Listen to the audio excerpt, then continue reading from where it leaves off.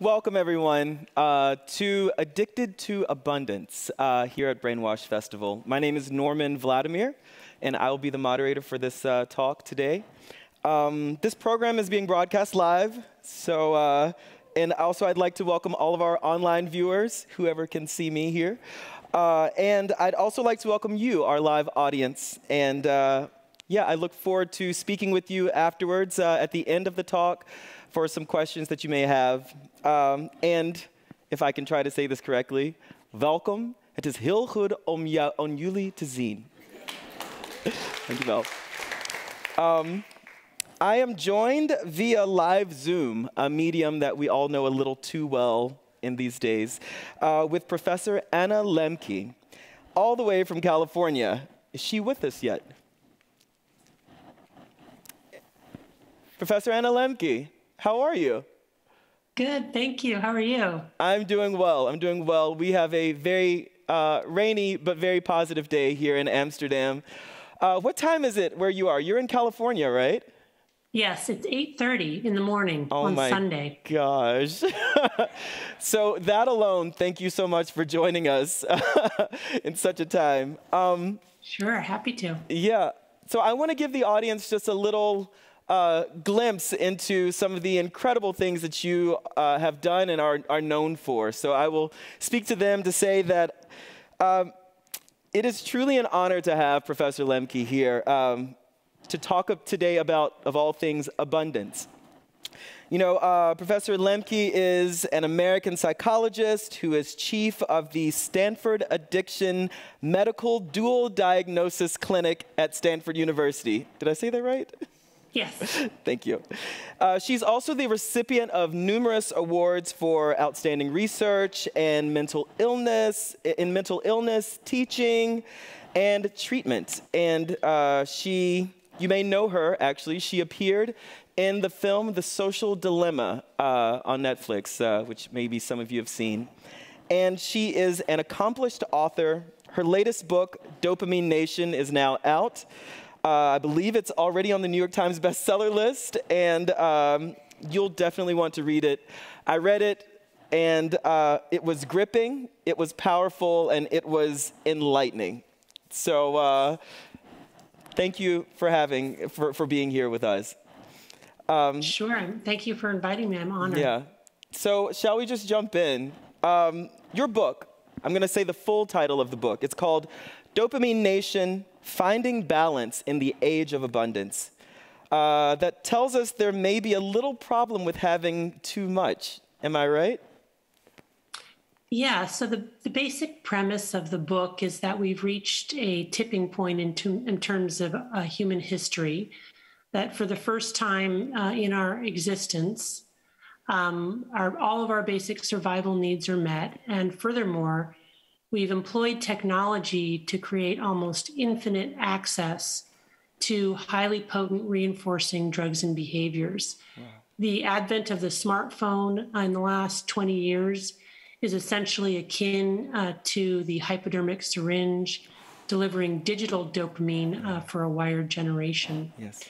So the premise or the thesis of the book is that the rising rates of depression, anxiety, and suicide that we're seeing all over the world, especially in rich nations, is at least in part and potentially in large part due to the constant bombardment of our reward pathways with these feel-good drugs and behavior.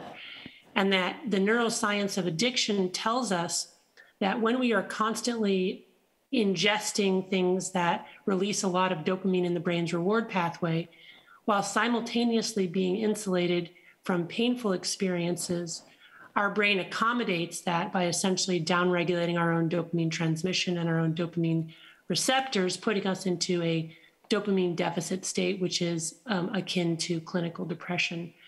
Wow. So that's the central thesis. Well, yeah. But I just want to add, I like to think of it as a hopeful book, because I do look at people with addiction and recovery as modern day prophets for how to live in this kind of ecosystem. Yeah, I definitely got a very hopeful experience from reading your book.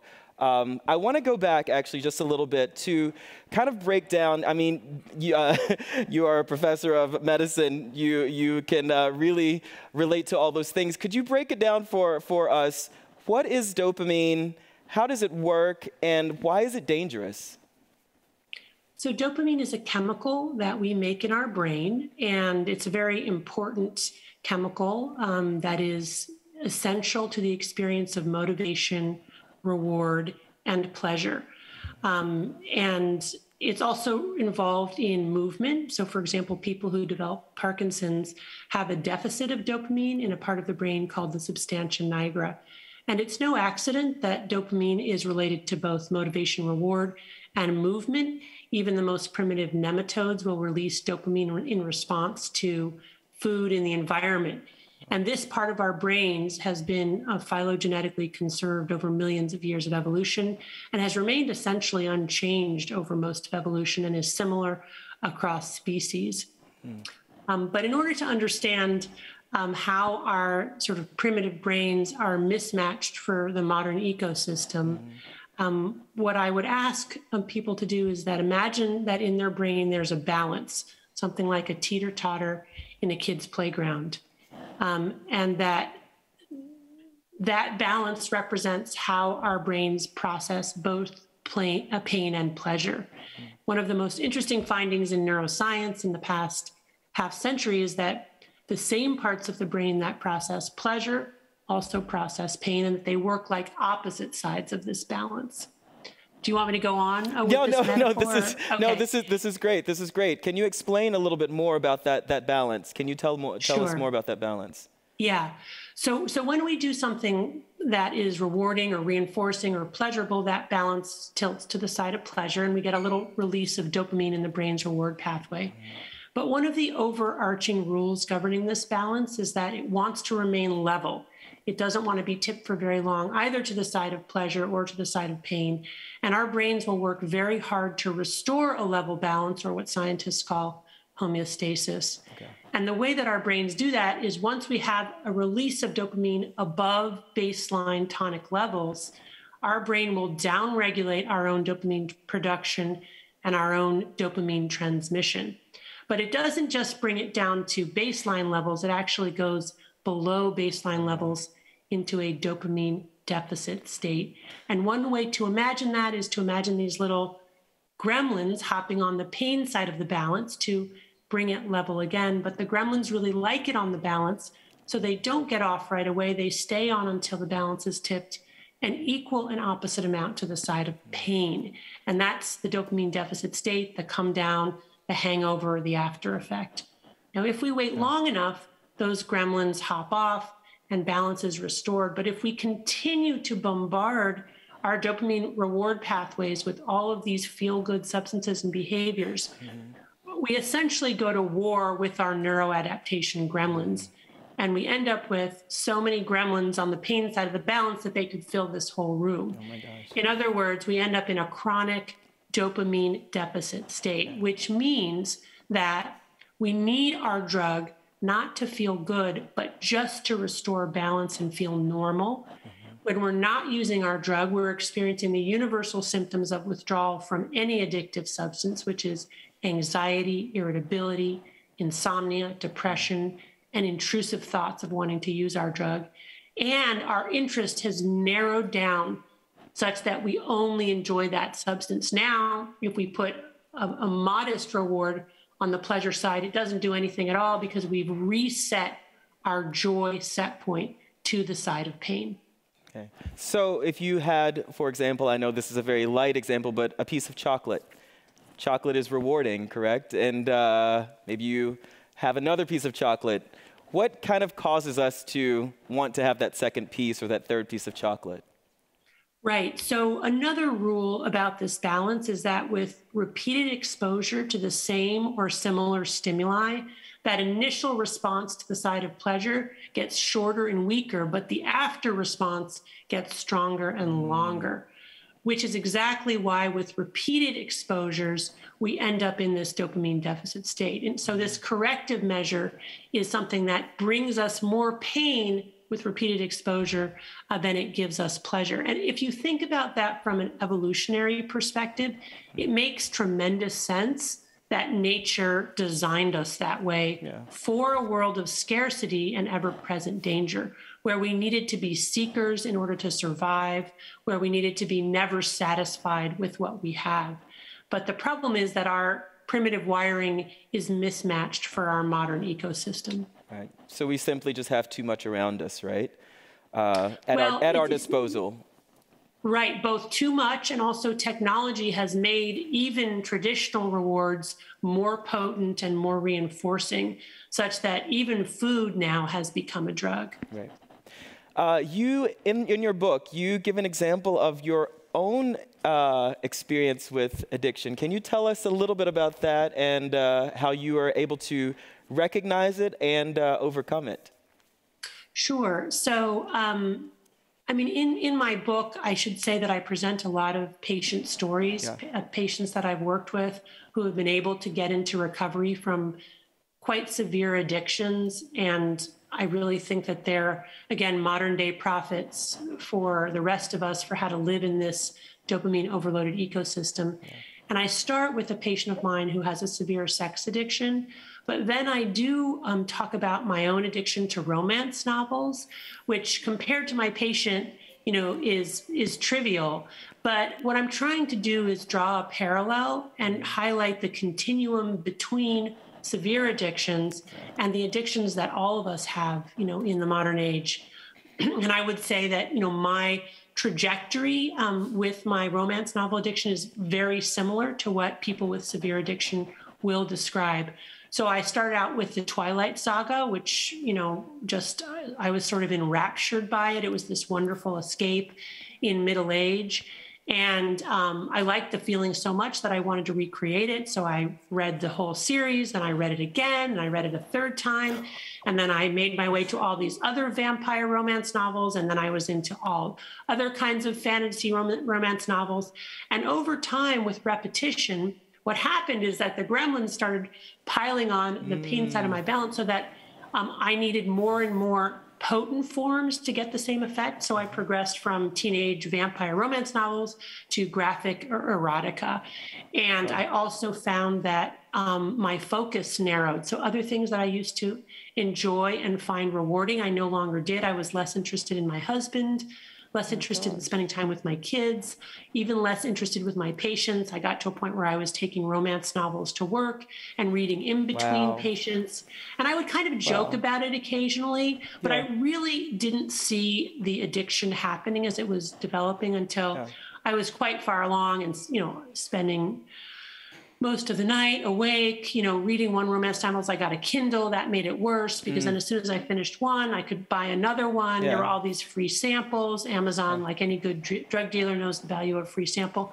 So I essentially progressed in this way, really without seeing that it was happening.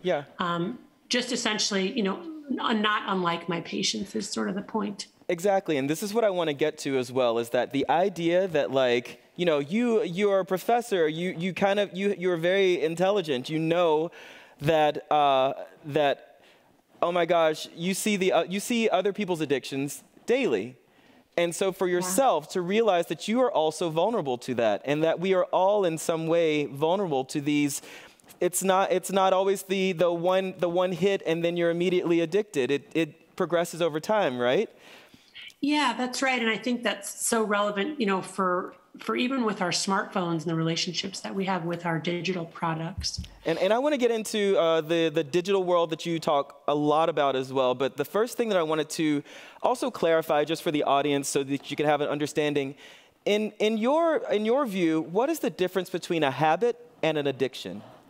Well, it's interesting because habit is a word that Aristotle used, and that some people have likened it, you know, neurobiologically to the process of addiction.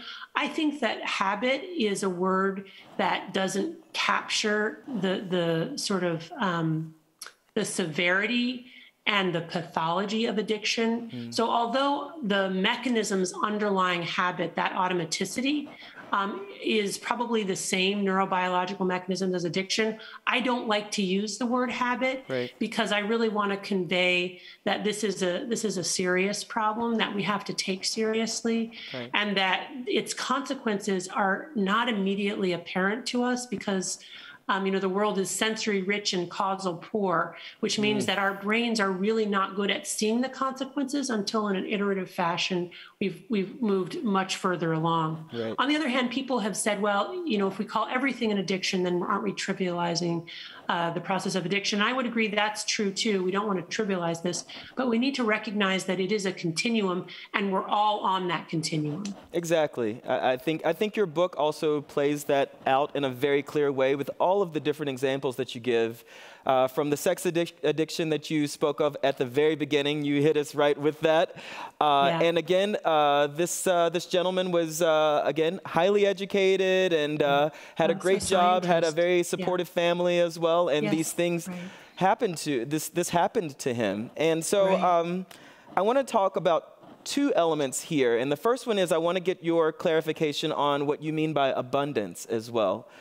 Just to get a baseline of understanding, because I think our idea has maybe shifted. So if you look at like the 1950s, our idea of a good life or abundance was having having the house, the picket fence, the 2.5 kids, and now we literally are bombarded by all of the possibilities that the world can offer. So I'd love to hear your thoughts on abundance. Yeah, I mean, I just might throw out a few data points to capture the problem of overabundance that we're facing today. The world over, there are more humans struggling with obesity today than with struggling being overweight. If you look at global deaths, 70% of world deaths are due to modifiable risk factors, including at the top of the list, again, diet, inactivity, and smoking. Although it is true that we have a horrific income gap, especially in rich nations, it's also true that people living in poverty have more access to luxury consumer goods than ever before in human history, which sets up this terrible nexus of addiction risk where people living in poverty in rich nations may be people with the greatest risk all over the world, the most endangered people, because at the same time that poor people and living in rich nations don't have access to healthy sources of dopamine, like adequate outdoor spaces, opportunities to be in nature, opportunities to have healthy human connections, opportunities to exercise, all of which are important and positive sources of dopamine. They still have access to highly potent, highly addictive consumer goods, from drugs to foods to video games. Exactly. Yeah. I think as well, that was another question that I was going to ask you, is that does it matter if you are from whatever socials or socioeconomic strata you're from? Does that have an impact on your ability to get addicted? If you look at risk factors for addiction, for developing a severe addiction, they can roughly be grouped into nature, nurture, and neighborhood. And of course, nature has to do with the genetic risk, which is about 50 to 60% of the risk of becoming addicted. And nurture has to do with the environment that we grow up in. And it's well known that people who are unemployed and people who live in poverty are at higher risk for developing addiction, as well as people who experience trauma for any reason, but trauma due to poverty. So people at the lower end of the socioeconomic ladder are at higher risk for developing addiction. On the other hand, if you look at the third category, which is neighborhood, that has to do with access. And one of the biggest risk factors for developing addiction is simple access to that drug. If you live in a neighborhood where drugs are sold on the street corner, you're more likely to get addicted to them. If you see a doctor who's free with their prescription pad, you're more likely to be exposed to addictive medications and get addicted to them. So in other words, although people at the lower end of the socioeconomic scale are at higher risk, there's nobody today who's immune from the problem of addiction because of increased access. Yeah, so that actually leads brilliantly into an experience that I had when I went to purchase your book, which I'm an idiot. I didn't bring it up here with me, but I'll make sure that everyone sees it and knows it and buys it because it is so needed. But the thing that I experienced is that when I went to the bookstore to purchase your book, I was speaking to the lady here in the Netherlands at the counter, and she said, first thing she said when she saw that I was buying your book, she said, "Oh, this is a great topic." And I was like, yes, it is. Like, I think it's so, like, timely and everything. And in our conversation, I mentioned that I'm from the US. And she immediately said, "Oh, I think that this is much more of an issue there than here. We in the Netherlands aren't so focused on consuming." And I thought that that was so interesting because, of course, like, as it comes from addiction to any kind of issues, it's like, oh, it has to be them, not us. Mm-hmm. But mm-hmm. I dug in just a little bit. So I wanted to see, like, where, I'm living in the Netherlands. And I discovered that recently the Netherlands was ranked number 5 on the UN-sponsored World Happiness Report of 2021. But I also read that the needs and the calls to access for mental health services has increased dramatically in this time. So does that make sense to you? And are we self-medicating our pain, both real and perceived, using this, as you said, digital hypodermic needle? Yeah. So, well, I'm glad that you, explored those data points on the Netherlands, because if you look at the world, if you compare the World Happiness Report from recent years to the World Happiness Report in the early 2000s, what you'll find is that people are less happy than they were 20 years ago. And that's true across all wealthy nations. Mm-hmm. So your question is a great one. And I'm going to push back a little bit on how you framed it, because you asked, are we using these digital products and other kinds of drugs? And I use the word drugs very broadly. Yeah. Are we using drugs to self-medicate our pain and our suffering? And what I am proposing, what I believe, is that it is actually the drugs themselves that are causing the pain and suffering. It feels very much in the moment like we get relief of anxiety, depression from using various substances and behaviors. And in the moment, they genuinely are making us feel better, but they're doing that because we're essentially medicating withdrawal from the last dose. I believe that it is all of this stuff that we're ingesting, which has driven our pleasure-pain pathway to the side of pain to try to accommodate all that dopamine that's essentially making us unhappy. So when we use, it feels like we're self-medicating, but all we're doing is just restoring or trying to restore a level balance. And the real result is that we're just pressing down harder on the pain side, which is why, now one of my main interventions in clinical care is to actually, instead of prescribing an antidepressant or recommending psychotherapy, I first recommend that people stop playing video games, stop smoking cannabis, stop drinking, decrease social media for 30 days. Why 30 days? Because that's usually the minimum amount of time it takes for dopamine transmission to upregulate, to restore baseline tonic levels of dopamine. And I know that from the science, imaging studies that have been done, but also just from 25 years of seeing patients and finding out that patients who come in anxious and depressed, and by the way, over the last 20 years, I'm seeing more and more young people who have wonderful parents, access to elite education, everything that you could really want, who are inexplicably depressed, anxious, unable to sleep, experiencing full body pain for no known etiology. And it's really, it's a compelling phenomenon, right? What is going on with these kids? And really, I think it's too much dopamine. So when I have them eliminate video games for a month or eliminate cannabis for a month, 80% of them will come back a month later and endorse improved mood, less anxiety, less depression, and they're always really surprised by it. I mean, when you say that 30 days, I don't know if me or anyone else in the audience could even go a week without our phones.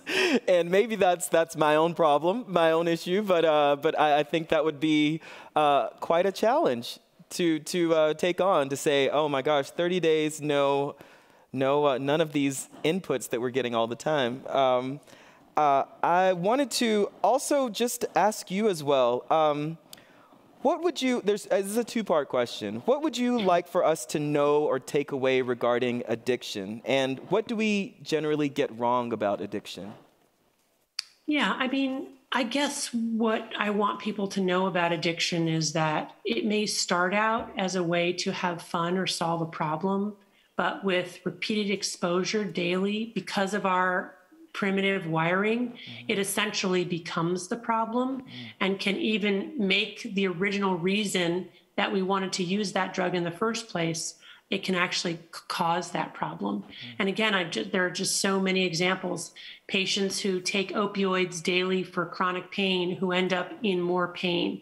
People who smoke weed to help with their anxiety who end up more anxious. There are just so many examples of this. And this is because of the drive to restore homeostasis, and the way that the brain does this is by pressing on the pain side. And I would just say that the main thing that people get wrong about addiction may indeed be this idea that we're self-medicating anxiety and depression. And if we could just solve the anxiety and depression problem either with pills or psychotherapy or a new spouse or a new job or whatever it is, that then we wouldn't use, those substances in an addictive way.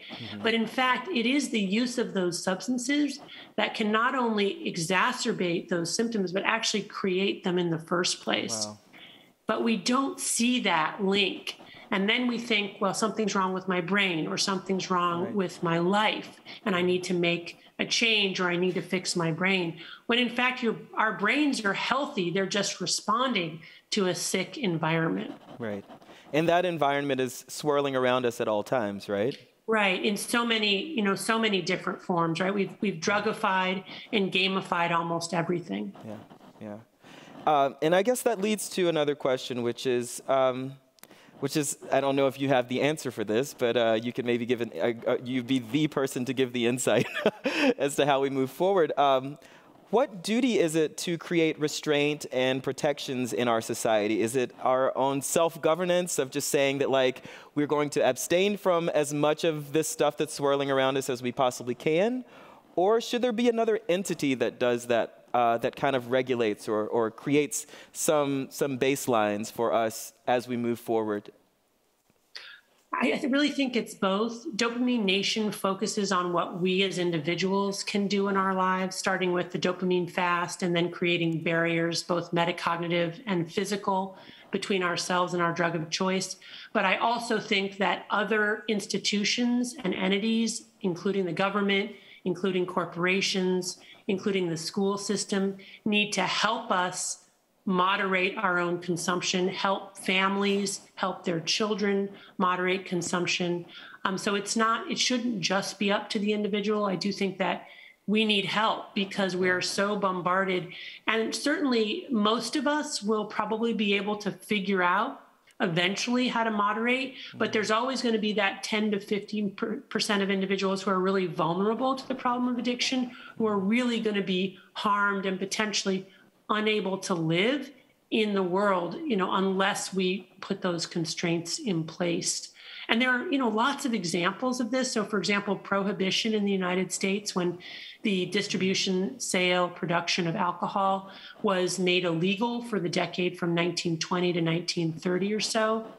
A lot of people look back at that and say, oh, that was a colossal failure. It gave rise to the black market, the speakeasies. But in fact, it was a huge success, and you don't really hear about that. And the way that it was a success is that it decreased public drunkenness and alcohol-related liver disease by half, which is really an amazing public health success.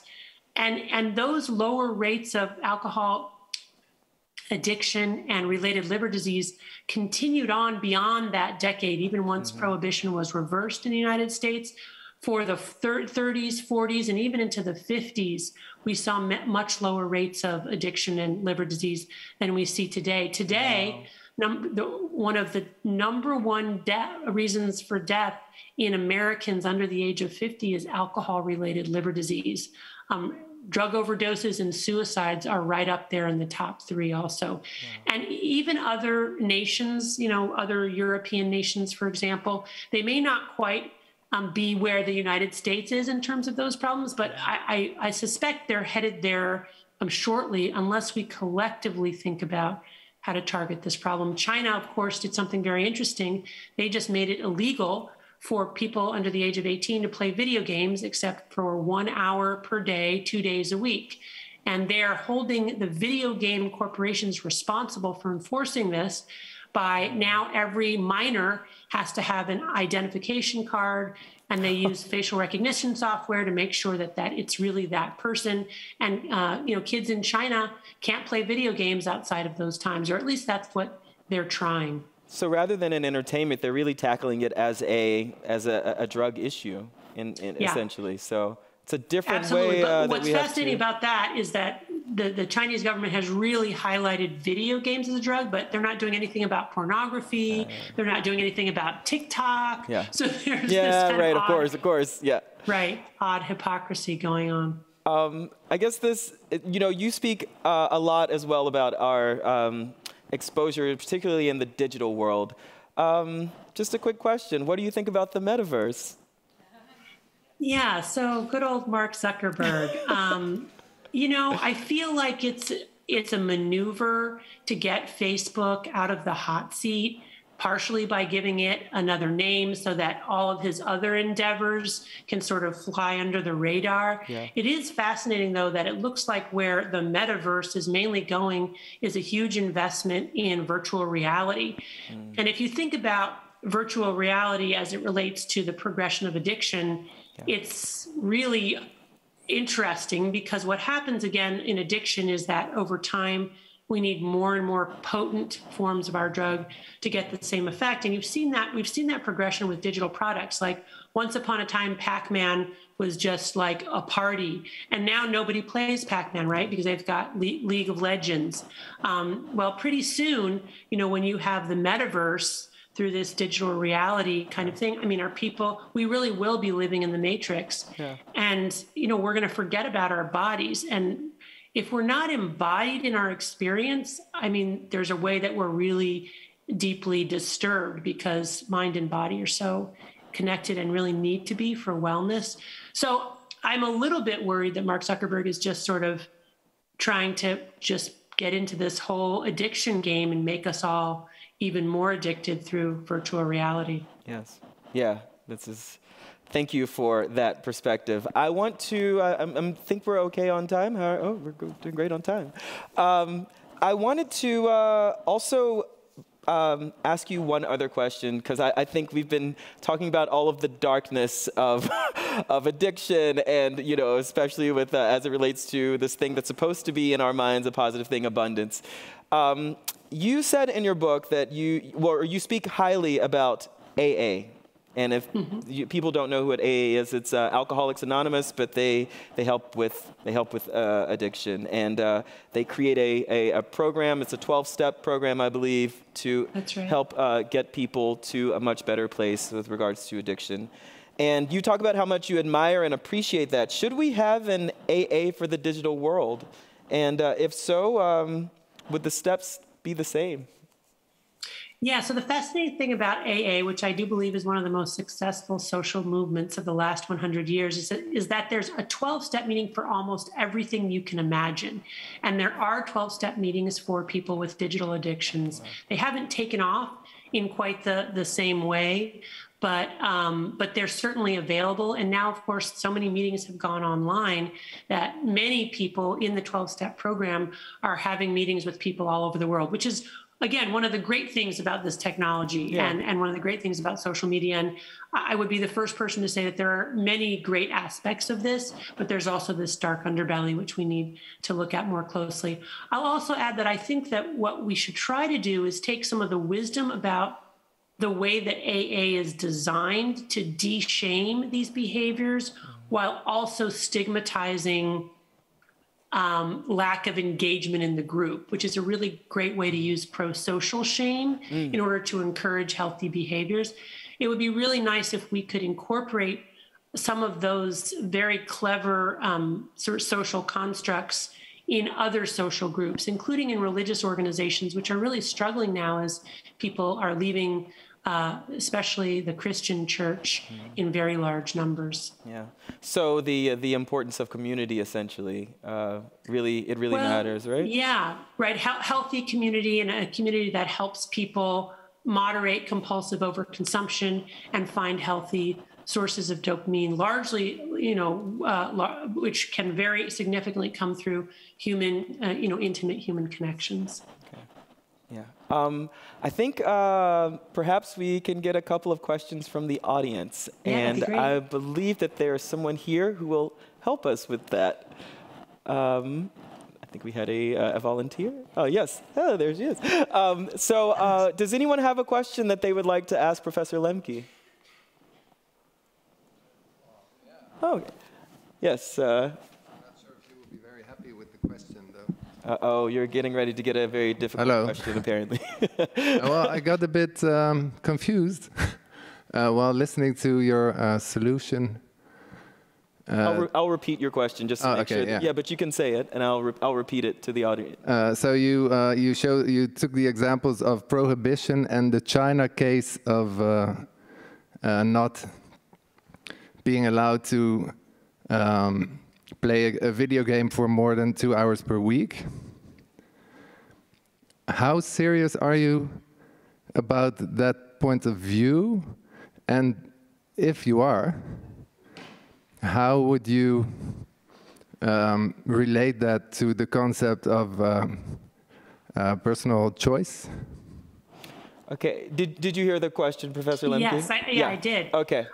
So those examples of the China prohibiting video games and prohibition in the United States are not examples of things that I'm endorsing. They're just examples of the way in which decreasing access does decrease the harm and the harm and the addictive potential of these drugs, because people just can't get them. One of the main reasons that I wrote Dopamine Nation is because I actually don't think that we're going to be able to significantly limit access from any of these kinds of external measures. I mean, I think we can make some efforts, but I think no sooner do we eliminate one thing in the modern world than we'll come up with something else to replace it. So the book is really all about what we as individuals can do to try to protect ourselves in a world of infinite access that's probably not going to be changing anytime soon. And I think that at the end of the day, it's going to come down to individual choice, and also what we as individuals collectively decide to do in terms of our culture. And we didn't talk too much about culture, but in tandem with increased access and exposure to these highly reinforcing drugs and behavior, we've also evolved this culture that teaches us that we should avoid pain at all costs, and that if we're not happy, there's something wrong with us, and we should try to get happy. And so I think we need to revise those scripts to acknowledge that there's really no amount of pleasure that will ultimately satisfy us, and that's neurobiology, and that we in fact need to invite painful and challenging things into our lives as a way to, be more fulfilled and find more meaning. So I think it comes down almost entirely to individual choice, because even if I wanted, the government to do something like what China did, it just would never be possible in the West. Yes, the lady here in the sweater, the blue sweater. I'll get a question for you.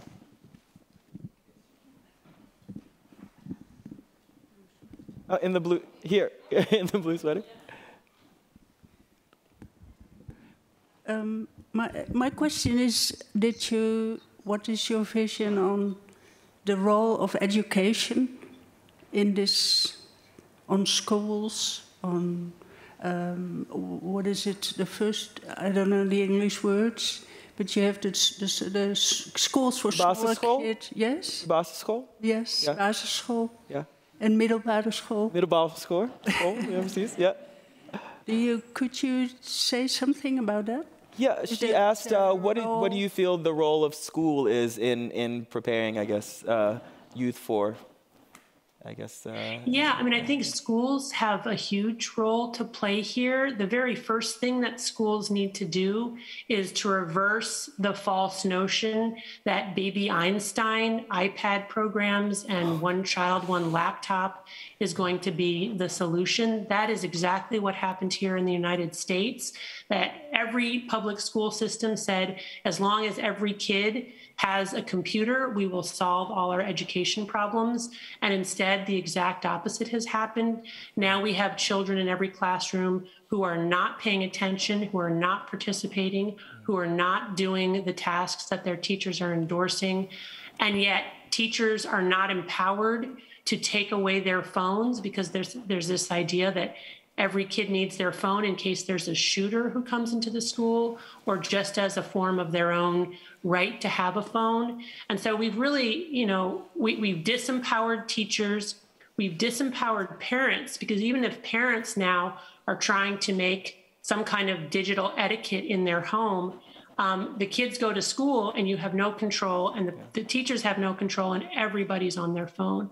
So I think the schools need to wake up and acknowledge that this has gone terribly wrong, and need to at least create some spaces within a school day where kids are not using computers to do the task, where they're learning to problem solve, whether it's a social problem or it's a cognitive task without a computer, as well as, of course, learning about computers and how to use them responsibly. I also think, and this is happening a little bit in the United States, that kids need to learn about the neuroscience of addiction, and how when they're in that video game or that social media or whatever it is, they feel very good and what's happening in the brain in terms of increased levels of dopamine. But then as soon as they play for very long periods of time, it starts to be less fun as their brain downregulates dopamine. And then when they stop, they actually go into withdrawal. They're anxious, they're depressed. They're in that dopamine deficit state, which is what drives them to want to use again. I think if people and children were mindful of this, they could see it happening potentially in real time and then make adjustments. Yeah. And unfortunately, we are running short on we're coming to the close of our talk, but I just wanted to say, first of all, thank you so much, Professor Lembke, for joining us so early. Dare I say, it was a pleasure.